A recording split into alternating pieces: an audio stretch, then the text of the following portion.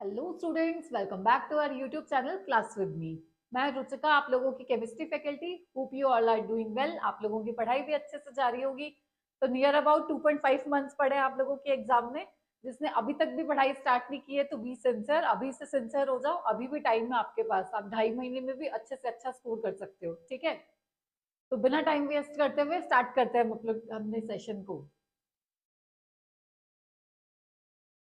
Students, आज के session में हम टॉप 10 पीवाईक्यूज डिस्कस करेंगे। कंप्लीट केमिस्ट्री क्लास 10 के चारों चैप्टर है, उससे कंबाइन करके जो भी टॉप 10 पीवाईक्यूज है जो प्रीवियस ईयर में रिपीट हुए वो हम डिस्कस करेंगे।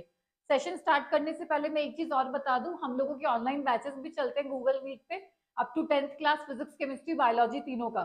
तो किसी को भी अगर एनरोल होना है तो नीचे कॉन्टैक्ट डिटेल्स दे रखी है, वहां पे जाके पता कर सकते हैं। ठीक है, स्टार्ट करते हैं फिर हम अपने सेशन को। चलो देखिए, पहला क्वेश्चन क्या है हमारा। In electrolysis of water, water का जब इलेक्ट्रोलाइसिस करते हैं, why is the volume of gas collected over one electrode double that of gas collected on other electrode. मतलब एक इलेक्ट्रोड पे जो गैस कलेक्ट होती है वो डबल अमाउंट में होती है as compare to other electrode. देखो, सबसे पहले तो हमें इसकी रिएक्शन पता है इलेक्ट्रोलाइसिस की क्या होता है। वाटर को जब हम पास करते हैं इलेक्ट्रिक करंट से, एक बार हम पहले देख लेते हैं। हाँ सही है, सॉरी, 2H2 प्लस O2, 4 है ना हाइड्रोजन, बैलेंस है 2 ऑक्सीजन 2 ऑक्सीजन, 4 हाइड्रोजन 4 हाइड्रोजन। और ये जो हम वाटर लेते हैं वो कौन सा वाटर होता है, acidified water.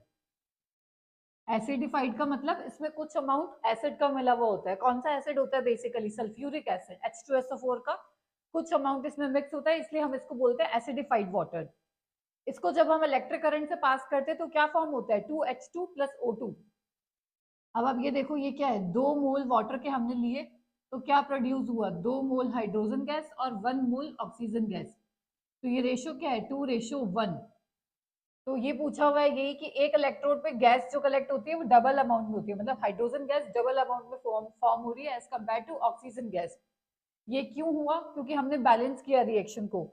To follow the कौन सा लॉ होता है बताओ, law of conservation of mass. ये हमने स्टार्टिंग में ही पढ़ा है। Law of conservation of mass को फॉलो करने के लिए इसके हमने 2 मोल लिए, इसलिए डबल अमाउंट में प्रोड्यूस हुई। ठीक है, तो ये था इसका सोल्यूशन। आपको रिएक्शन के साथ एक्सप्लेन करना होगा। ठीक है, ओके, नेक्स्ट क्वेश्चन पे चलते हैं हम लोग।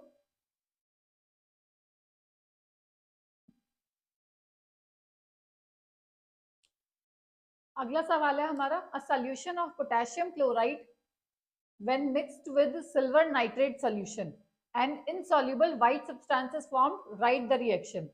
कौन सी रिएक्शन है, जब पोटेशियम क्लोराइड की रिएक्शन हमने करवाई सिल्वर नाइट्रेट के साथ और एक व्हाइट सब्सटेंस फॉर्म होता है। आपको रिएक्शन लिख के दिखानी है। बहुत ही फेमस रिएक्शन है, हमने बहुत बार रिपीट करी है ये, बहुत बार क्वेश्चन में आ चुकी है, ये पीवाईक्यूज में आ चुकी है। देखो, पोटेशियम क्लोराइड क्या होता है हमारा, KCl प्लस रिएक्शन किसके, सिल्वर नाइट्रेट, मतलब AgNO3। What will be the product, ये दोनों एक्वस फॉर्म में लिए हमने सोल्यूशन बना के। ये देखो, ये क्या बन जाएगा यहाँ से, ये AgCl अलग हो गया, AgCl प्लस क्या बचा, KNO3। ये क्या होता है, सिल्वर क्लोराइड, जो कि होता है हमारा व्हाइट प्रेसिपिटेट।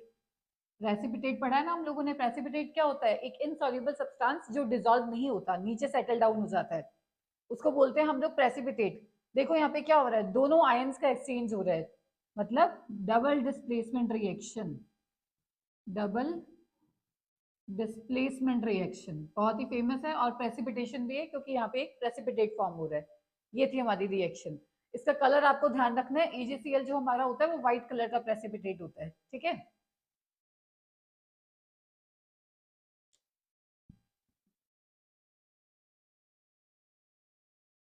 अगला सवाल है स्टूडेंट्स हमारा, the pH of mouth of a person is lower than 5.5। जब जो माउथ का जो पीएच है वो 5.5 से नीचे चला गया, बिलो चला गया, what changes will occur in his mouth, how these changes can be controlled. ये हमने किसमें पढ़ा था, जब हम यूजेस पढ़ रहे थे पीएच के। अगर जो पीएच है हमारा वो लोअर हो जाए 5.5 से, तो क्या होने लगेगा, माउथ में एसिड प्रोड्यूस होने लगेगा, कैविटी हो जाएगी। तो क्या बोल सकते हो, एसिड एक्यूमुलेशन हो जाएगा। माउथ में, ठीक है। और you can say that cavity, दांत खराब होने लगेंगे हमारे, ठीक है। ये कब होता है? जब माउथ का पीएच जो है वो 5.5 से नीचे चला जाता है, एसिड प्रोड्यूस होने लगता है। फिर पूछा हुआ how these changes can be controlled, in changes को हम कैसे कंट्रोल कर सकते हैं। नॉर्मल सबने सुना ही होगा, रात को सोने से पहले ब्रश करके सोना चाहिए। तो फर्स्ट मेजर तो क्या हो गया हमारा, यूज टूथपेस्ट। टूथपेस्ट का यूज करना चाहिए। ऐसा क्यों बोलते हैं? क्योंकि उसमें क्या होता है, बेस होता है, वो एक्स्ट्रा एसिड को न्यूट्रलाइज करेगा। सेकंड क्या बोलते हैं? बोलते हैं ना खाने के बाद क्या करना चाहिए, गार्गल करना चाहिए, मतलब हिंदी में बोले तो कुल्ला करके सोना चाहिए खाना खाने के बाद में। तो बोल सकते हो आप gargles after eating the food. रात को खाने से पहले, खाने के बाद गार्गल करना चाहिए, सोने से पहले ब्रश करके सोना चाहिए, टूथपेस्ट यूज करनी चाहिए, क्योंकि वो क्या होता है, बेसिक नेचर की होती है, न्यूट्रलाइज कर देगी। अगर आपके पास कोई टूथपेस्ट नहीं है तो आप क्या यूज कर सकते हो उसकी जगह पे, बेकिंग सोडा, ये भी रब कर सकते हो। क्यों कर सकते हैं? क्योंकि ये एक बेस है। बेकिंग सोडा क्या होता है? बेस, NaHCO3, ठीक है। तो ये प्रोसेस आप यूज कर सकते हो अगर दांत खराब हो गए हैं, एसिड प्रोड्यूस हो गया है तो। ये था हमारा आंसर, ठीक है।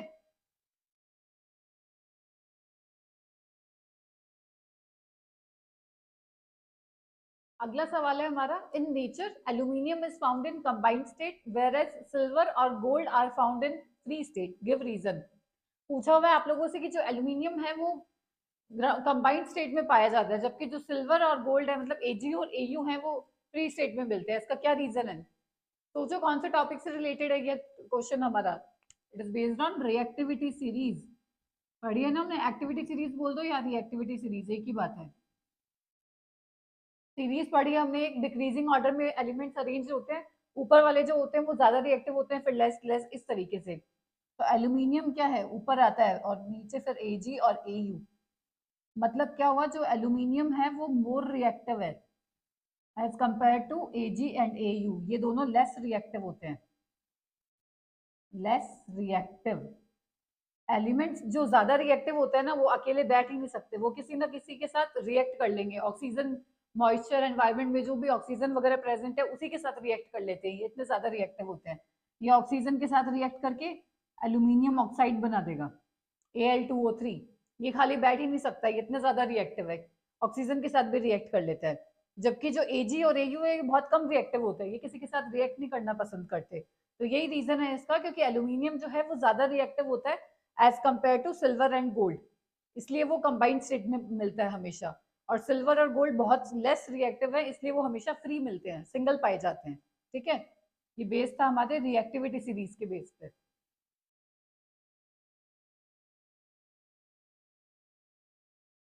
When a metal X is reacted with cold water, it gives a basic compound Y। क्या बोल रखा है, X जो है वो वाटर के साथ रिएक्ट करता है और क्या कंपाउंड बनाता है, Y, with molecular formula XOH, ठीक है। मॉलिक्यूलर फॉर्मूला दे रखा है आपको Y का, and liberates a gas Z। एक गैस रिलीज करता है जो है Z, विच इजीली कैच फायर। जो Z है वो इजीली फायर कैच करती है। आपको आइडेंटिफाई करना है X, Y और Z। इजी क्वेश्चन है, ज्यादा मुश्किल नहीं है। देखो, वाटर के साथ कौन इजीली रिएक्ट कर पाता है, जो ज्यादा रिएक्टिव एलिमेंट्स है, सोडियम, पोटेशियम, वो सब। तो अभी हम दोनों का लिख के देखते हैं एक बार। 2Na plus 2 water molecules, it will form NaOH plus H2, ठीक है। ये रिएक्शन हमने पढ़ी हुई है। ऐसे ही हम पोटेशियम के साथ भी देख लेते हैं एक बार, क्या बनेगा, potassium hydroxide plus hydrogen gas. ये दो पॉसिबिलिटी हो सकती हैं। अब इन्होंने बोला कि मॉलिक्यूलर फॉर्मूला XOH, ये हो गया XOH, ही है X मतलब Na, यहाँ पे X क्या है, K। अब बोला हुआ मॉलिक्यूलर मास 40 होगा। मॉलिक्यूलर मास अब निकाल के देख लो, NaOH का कैसे निकालोगे, सोडियम का कितना होता है 23 प्लस ऑक्सीजन का 16 प्लस 1, ठीक है। और दूसरी साइड KOH का, K का होता है 39 प्लस 16 प्लस 1। 40 किस में आ रहा है, ये रहा। NaOH का कितना होता है 40, तो मॉलिक्यूलर मास 40 है, तो ये वाली रिएक्शन होगी हमारी। नीचे वाली को रहने दो, ठीक है, ये वाली नहीं होगी, ये रिएक्शन है। अब हमें फाइनल ये तो पता चल गया। आइडेंटिफाई करना है एक्स वाई जेड। एक्स तो आपका क्या हो गया, Na, X हो गया हमारा Na, Y क्या हो गया NaOH, और Z हो गया हमारा H2। ठीक है, ये थी हमारी रिएक्शन। हाइड्रोजन गैस होती है जो इजीली फायर कैच करती है, ये देख के ही आपको आइडिया लग जाना चाहिए इजीली कौन सी गैस है जो फायर कैच कर लेती है। हाइड्रोजन हाईली कंबस्टेबल होती है ये।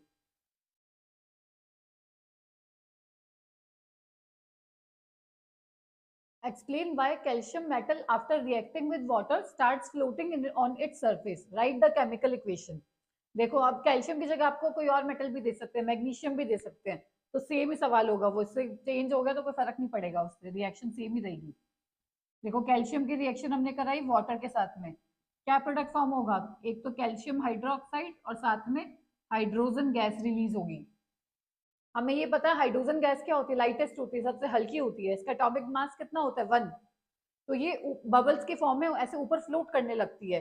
तो होता क्या है बेसिकली, फ्लोट तो हाइड्रोजन ही करती है, पर हाइड्रोजन क्या करती है कैल्शियम के मेटल जो होता है उसको भी बाइंड कर लेती है अपने साथ, तो वो भी उसके साथ ऐसा लगता है कि वो भी फ्लोट कर रहा है, पर मेन वो हाइड्रोजन गैस ही होती है जो फ्लोट करती है। उसके साथ कैल्शियम के पार्टिकल्स भी बाइंड हो जाते हैं, तो वो भी उसके साथ उसको भी वो लाइट कर देती है, हल्का कर देती है, तो वो भी फ्लोट होने लगते हैं। तो ये रीजन है इसका, ठीक है। और ऐसा होता क्यों है, क्योंकि हाइड्रोजन जो है वो बहुत हल्की गैस है, लाइटेस्ट होती है, ठीक है। तो ये था इसका आंसर।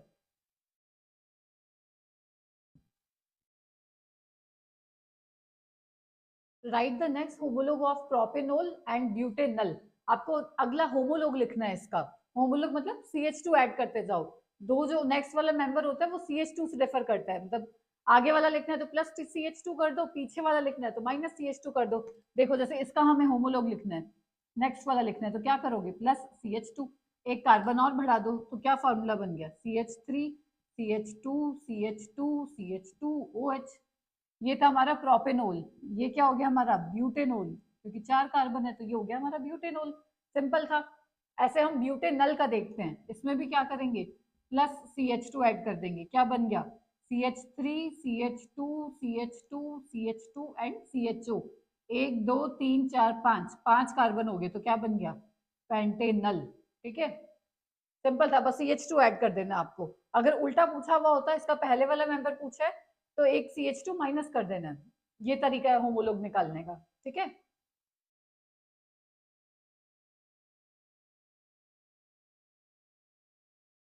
अगला सवाल है हमारा, what happens when ethyl alcohol and acetic acid react with each other in the presence of concentrated H2SO4। क्या पूछा हुआ है, इथाइल अल्कोहल जब एसिटिक एसिड के साथ रिएक्ट करता है कंसंट्रेटेड H2SO4 की प्रेजेंस में, तो क्या प्रोडक्ट बनता है। पहले तो आपको ये पता होना चाहिए कंसंट्रेटेड H2SO4 क्या होता है। ये एक अच्छा डिहाइड्रेटिंग एजेंट होता है। क्या होता है डिहाइड्रेटिंग एजेंट। डिहाइड्रेटिंग एजेंट का क्या काम होता है, वाटर को रिमूव करता है, वाटर मॉलिक्यूल्स को बाहर निकालता है। चलो हम रिएक्शन देखते हैं। एक तो क्या लिया हुआ है हमने इथाइल अल्कोहल, और दूसरा लिया हुआ है एसिटिक एसिड CH3COOH, और साथ में किसके साथ रिएक्शन है कंसंट्रेटेड H2SO4 के साथ में। ये क्या करेगा वाटर मॉलिक्यूल्स को बाहर निकाल देगा। ये सपोज करो OH यहाँ से लिया, ये H यहाँ से लिया, ये वाटर रिमूव हो जाएगा, पीछे क्या बचा CH3COO C2H5, CH3COO C2H5 plus water बाहर निकल गया। ये क्या होता है, ये एक एस्टर फॉर्म हो गया, इसमें से स्वीट स्मेल आती है, स्वीट स्मेल। ये क्या होता है एस्टर, ये ग्रुप ग्रुप होता है ना जो COOR, ये एस्टर होता है। इसका नाम क्या हो गया, ये हो गया इथाइल, इस पूरे का इथेनोएट, इसका नाम हो गया इथाइल इथेनोएट, लास्ट में हम ओएट लगाते हैं, ठीक है। आप याद रखना कॉन्सेंट्रेटेड H2SO4 एक अच्छा डिहाइड्रेटिंग एजेंट है, वाटर को रिमूव करने का काम करता है। किसी भी रिएक्शन में अगर H2SO4 लिखा हुआ है मतलब वाटर रिमूव करना है आपको उस रिएक्शन से, बाकी जो पार्ट बच गया उसको ऐड करके लिख दो, ठीक है।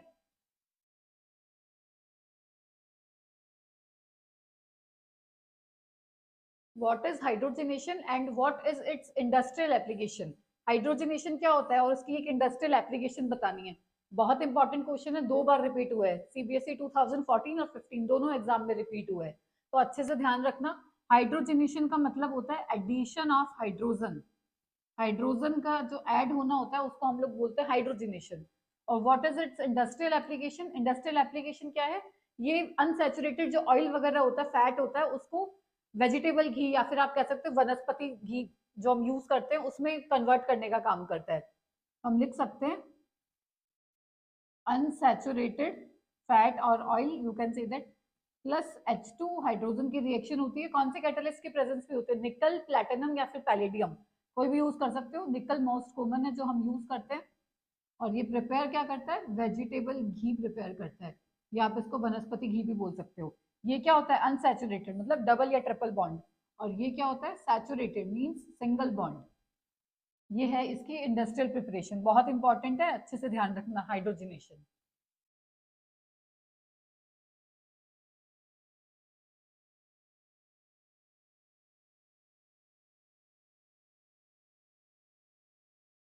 Carbon compounds have low melting and boiling point. आपसे रीजन पूछा हुआ है कि कार्बन कंपाउंड्स होते हैं जो उनका मेल्टिंग पॉइंट और बॉइलिंग पॉइंट कम होता है, इसका क्या रीजन है?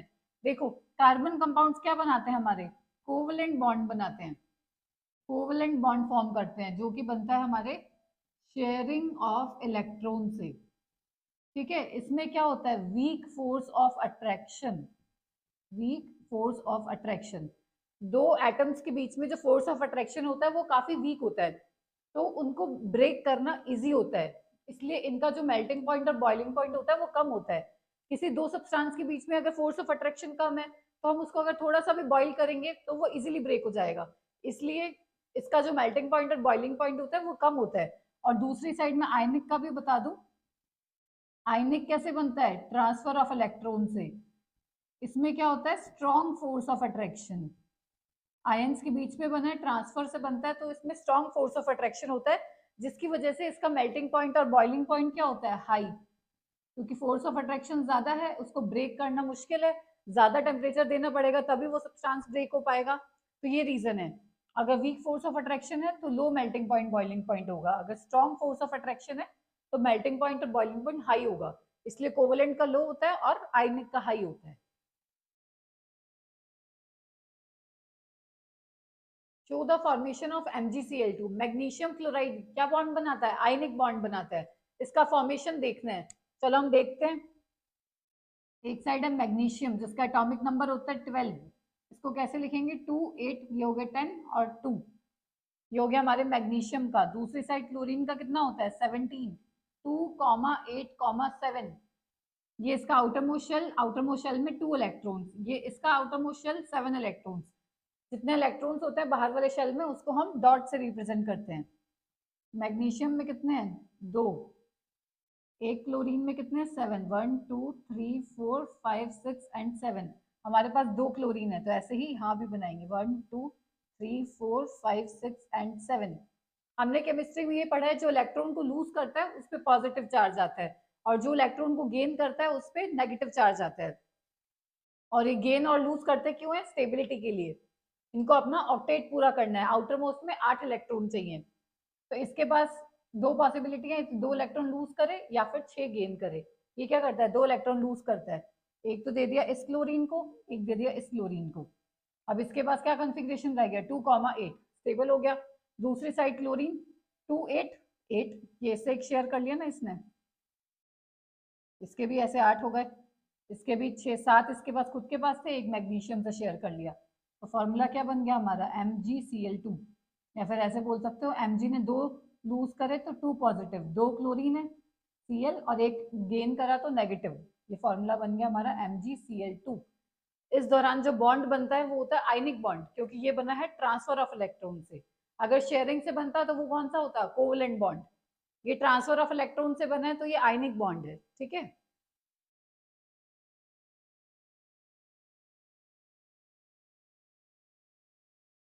Why respiration considered as exothermic reaction? ये क्वेश्चन बहुत बार पूछा गया है स्टूडेंट्स, ये बहुत इंपॉर्टेंट है। रेस्पिरेशन को एक्सोथर्मिक क्यों कंसिडर किया गया है? पहले तो हमें एक्सोथर्मिक का मतलब पता होना चाहिए।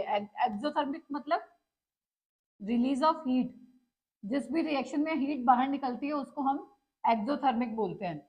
और रेस्पिरेशन को क्यों एक्सोथर्मिक किया बोला गया? इसमें भी हीट रिलीज होती है। बेसिकली होता क्या है, खाना जो होता है हमारा किस फॉर्म में होता है? ग्लूकोज। वो क्या करता है? वो ऑक्सीजन के साथ रिएक्ट करता है कार्बन डाइऑक्साइड बनाएगा, वाटर बनाएगा और कुछ अमाउंट में हीट रिलीज होगी जो हम एज ए एनर्जी यूज करते हैं। तो इसलिए हीट रिलीज हो रही है, इसलिए ये एक एक्सोथर्मिक प्रोसेस है। रिएक्शन क्या होती है? ग्लूकोज का फॉर्मूला होता है हमारा C6H12O6। इसकी रिएक्शन करवाई हमने ऑक्सीजन के साथ, क्या प्रोडक्ट बनेंगे? Carbon dioxide plus water plus some amount of heat is release. Heat release हो रही है, इसलिए this is considered as exothermic reaction. ये रिएक्शन आपको मेंशन करके आनी होगी और बैलेंस करके। देखो मैंने ऑलरेडी बैलेंस करके लिखा है। केमिस्ट्री में अगर पूछा जाए चाहे ना पूछा जाए, आपको रिएक्शन हमेशा लिख के आनी है और बैलेंस करके लिख के आनी है। ठीक है।